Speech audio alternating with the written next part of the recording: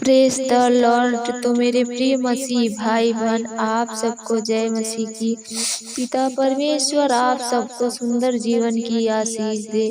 तो मेरे प्रियो, हम इस वीडियो में बताने वाले हैं कि परमेश्वर हमें दुख क्यों देते हैं। यह सवाल आपके मन में जरूर आता होगा। और मसीहियों का सवाल ये भी है कि जब हमारे चंगाई के लिए परमेश्वर ने अपने इकलौते पुत्र यीशु को कुर्बान कर दिया, तो भी हमारे जीवन में संकट रूपी परीक्षाएं या दुख क्यों आता है, या हमारे जीवन में मुसीबतें क्यों आती है। जैसे हमारे शरीर में बड़ी बड़ी बीमारियां, पैसे की घटी, हर प्रकार की मुसीबतें, प्रार्थना करना, वचन पढ़ना, फिर भी हमारे जीवन में परमेश्वर के तरफ से दुख ही दुख मिल रहे हैं। तो प्रियो, इन दुखों का कारण आज हम बताएंगे। अगर हो सके तो इस वीडियो से आप लोगों को कुछ सामर्थ्य मिले, हिम्मत मिले कि आप सबका दुख दूर हो और आपको एक विश्वासपूर्ण सामर्थ्य जीवन मिले। तो चलिए प्रियो, वीडियो शुरू करते हैं। वीडियो में जाने से पहले अगर आप लोग मेरे चैनल पर नए हैं तो प्लीज मेरे चैनल को सब्सक्राइब कर ले और हमारी इस वीडियो को लाइक कर दे, शेयर कर दे। और हम जब भी प्रार्थना भरी वीडियो, बाइबल स्टडी भरी वीडियो अपलोड करूँ तो सबसे पहले आप लोगों के पास पहुँचे। तो चलिए प्रियो, वीडियो चालू करते हैं। तो प्रियो, सबसे पहले तो हम वचनों द्वारा कुछ उदाहरण जानते हैं। यशायाह 45:7 में लिखा है कि मैं उजियाले का बनाने वाला और अंधियारे का सृजनहार हूँ। मैं शांति का दाता और विपत्ति को रचता हूँ। मैं यहोवा ही इन सबों का करता हूँ। हालेलुया। प्रियो, इस वचन से साफ साफ पता चलता है कि हमारे आनंद भरी जीवन या जीवन रूपी उजाले को बनाने वाले परमेश्वर हैं और हमारे जीवन के संकट रूपी अंधियारा देने वाले भी परमेश्वर है। हमारे जीवन में शांति देने वाले भी परमेश्वर हैं और हमारे जीवन के हर दुखों को देने वाले भी परमेश्वर है। मतलब सब कुछ करने वाले परमेश्वर है। बिगाड़ना भी उनका काम है, बनाना भी उन्हीं का काम है। तो प्रियो, मैं बता दूं कि जैसे एक पिता अपने बच्चे को गलती करने पर उसे सजा देता है कि बच्चा अपने जीवन के सही मार्गों पर चले, तो प्रियो, हम सब भी परमेश्वर के संतान हैं। कभी कभी हमसे भी गलतियां हो जाती है और हम परमेश्वर के बताए गए मार्गों के अनुसार नहीं चल पाते। परमेश्वर के मार्गों से हम लोग भटकने लगते हैं, जैसे कि झूठ बोलना, लड़ाई झगड़ा करना, किसी का आदर न करना। तो प्रियो, ऐसी ही गलतियों की वजह से हम परमेश्वर हमें सजा देते हैं और हमें हमारे जीवन में परमेश्वर दुख ही दुख देने लगते हैं कि हम अपने जीवन में परमेश्वर के आज्ञाओं के अनुसार उनके मार्गों पर चल सके। मतलब कि बनाने वाले भी परमेश्वर हैं, बिगाड़ने वाले भी परमेश्वर हैं। प्रियो, इस बात का वर्णन बाइबल के कई वचनों में देखने को मिलता है। तो प्रियो, इसलिए आपको किसी को ना ही परेशान करना है, ना ही किसी को दुख देना है, ना ही किसी को मुसीबत में डालना है।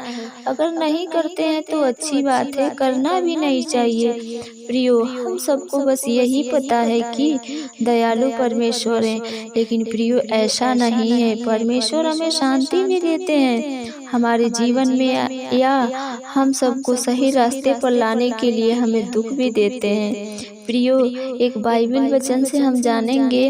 अय्यूब 5:18 वचन में लिखा है कि वही घायल करता और वही पट्टी भी बांधता है, वही मारता है और वही अपने हाथों से चंगा भी करता है।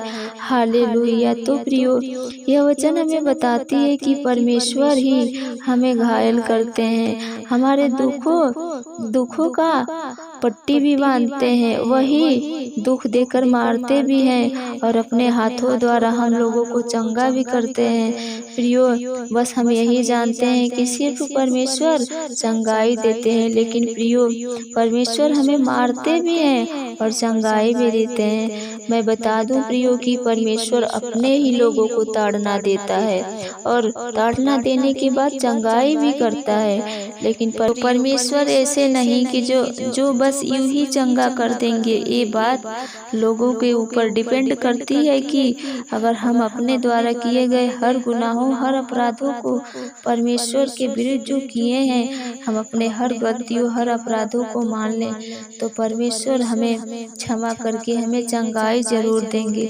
अगर प्रियो हमें चंगाई ही चाहिए तो हम परमेश्वर के विरुद्ध अपराध क्यों करें?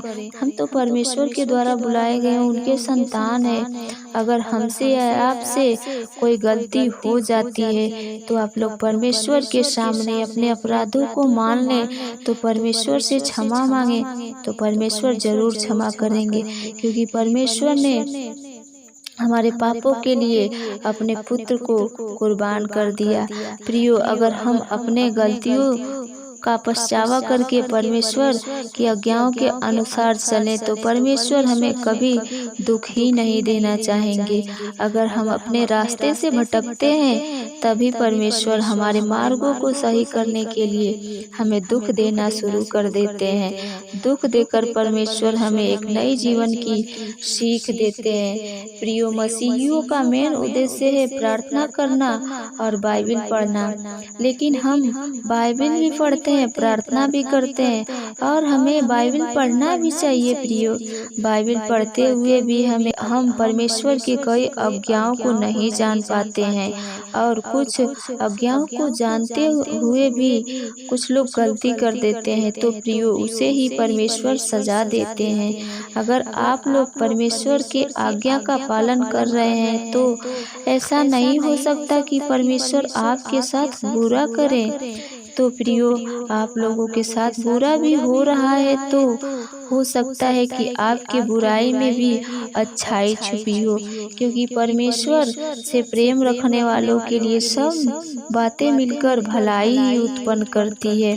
प्रियो, अगर हम परमेश्वर के नज़र में या परमेश्वर के लोगों के नज़र में अच्छा कर्म करते हैं या उनके आज्ञा को मानकर अपना जीवन जीते हैं, तो परमेश्वर का आशीष भरा हाथ हमेशा हमारे जीवन पर रहता है, हमेशा हमारे परिवार पर रहता है, और हम अपने जीवन में सुख और शांति ही पाते हैं। तो प्रियो, आशा करती हूँ कि आप लोगों को इस वीडियो से समझ में आ गया होगा कि परमेश्वर हमें दुख क्यों देते हैं। अगर आप लोगों को समझ में आ गया होगा कि परमेश्वर दुख क्यों देते हैं, तो आप लोग परमेश्वर के बताए हुए मार्गों के अनुसार चलें, उनकी आज्ञाओं के अनुसार चलें, तो परमेश्वर हमारे जीवन में ना ही कभी दुख देंगे, ना ही हमारे साथ कभी बुराई करेंगे, क्योंकि हम परमेश्वर के द्वारा बुलाए गए उनकी संतान हैं। तो प्रियो, आप सबको जय मसीह की। आमीन।